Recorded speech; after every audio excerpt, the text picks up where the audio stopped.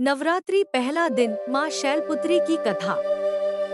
बहुत समय पहले की बात है।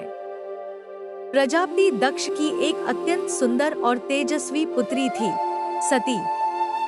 सती बचपन से ही भगवान शिव को अपना पति मानती थी और उनके प्रति गहरी भक्ति रखती थी। जब सती विवाह योग्य हुई, तो उन्होंने कठोर तपस्या करके भगवान शिव को प्रसन्न किया। अंततः भगवान शिव ने सती से विवाह स्वीकार कर लिया। यह विवाह बहुत ही दिव्य और अलौकिक था।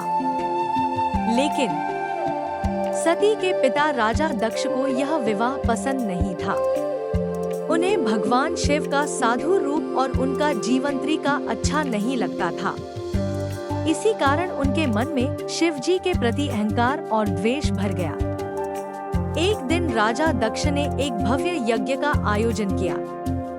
उन्होंने सभी देवी देवताओं को निमंत्रण भेजा, लेकिन जानबूझकर भगवान शिव और सती को आमंत्रित नहीं किया।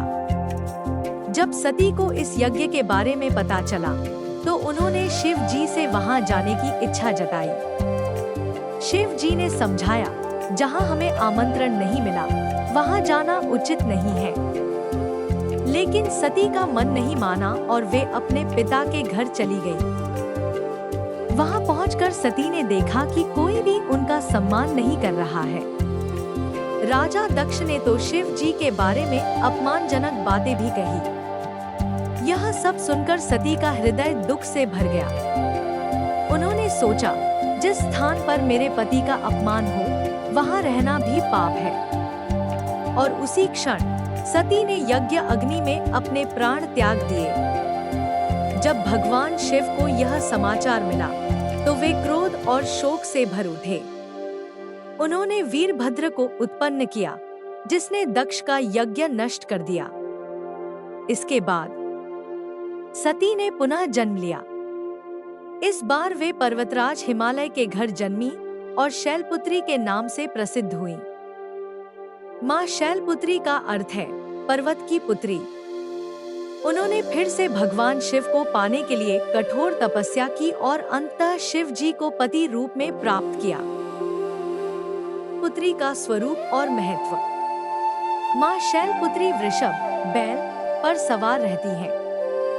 उनके दाहिने हाथ में त्रिशूल और बाएं हाथ में कमल होता है। नवरात्रि के पहले दिन इनकी पूजा करने से जीवन में शक्ति, स्थिरता और सकारात्मक ऊर्जा आती है।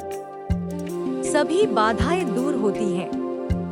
इस कथा से हमें यह सीख मिलती है कि अहंकार हमेशा विनाश का कारण बनता है।